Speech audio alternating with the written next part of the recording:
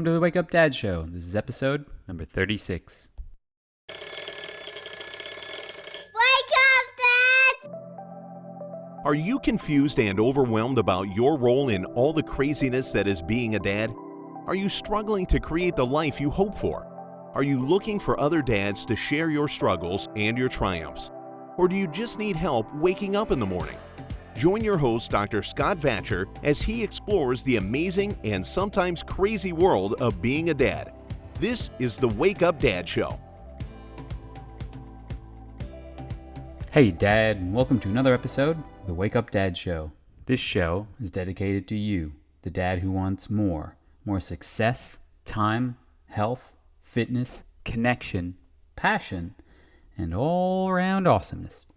I'm your host, Dr. Scott, and on today's episode, I want to talk to you about this idea of being busy. Is busy good, or is busy bad? Or can it be either or both? Just do a little experiment for me, and just take note of what people say when you ask them the question, how's it going? Hey, mate, how's it going today? Or how was your day? Or what's happening this week? Or how was last week? Or any sort of question about how things are going in somebody's life. And I bet you if you do a poll 7 times out of 10, maybe 8, maybe 9 times out of 10, you're going to hear something around the idea of, man, it's busy.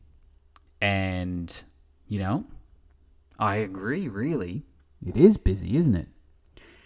But is being busy for the sake of being busy a good or a bad thing? You know, when you hear the question out loud like that, you probably go, well, duh. Absolutely, without a doubt, being busy for the sake of being busy is not a good thing.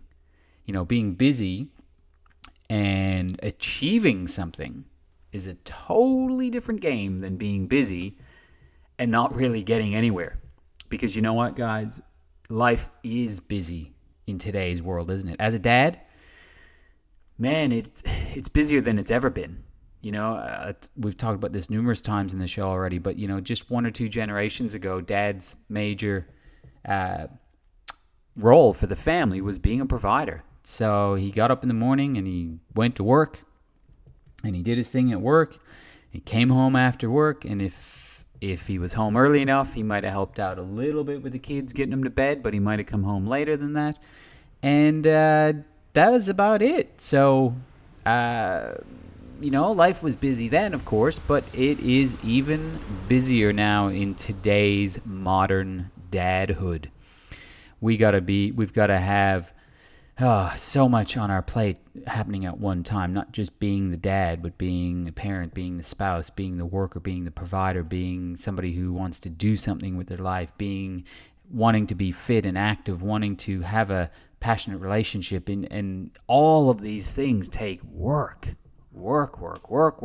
There's things that need to be done, and so you want to have anything close to the life that you dream of, you know, to wake up to in the morning instead of the nightmare that you might go to sleep to. It's about being busy, but is it productive busy, or is it just busy for the sake of being busy?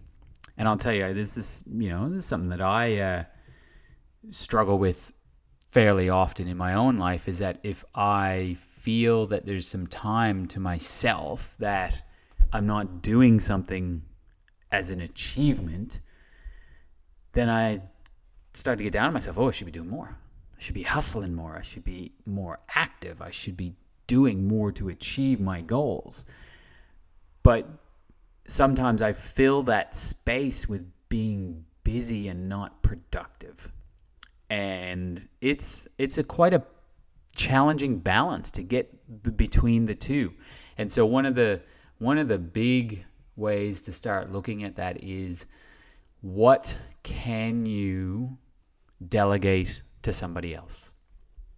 What are the things in your life that you're doing that you don't need to be doing, that somebody else can be doing for you, and possibly even doing a better job and freeing your time up to fulfill your purpose.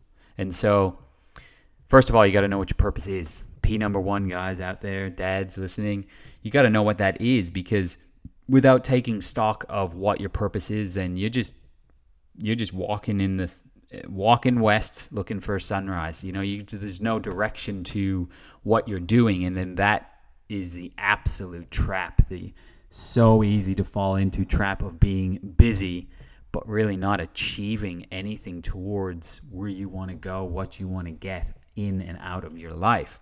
So having that purpose in your mind's eye and reviewing that very often is so crucial to having anything change. And so you got to know what your purpose is, so you know which direction that you're headed in.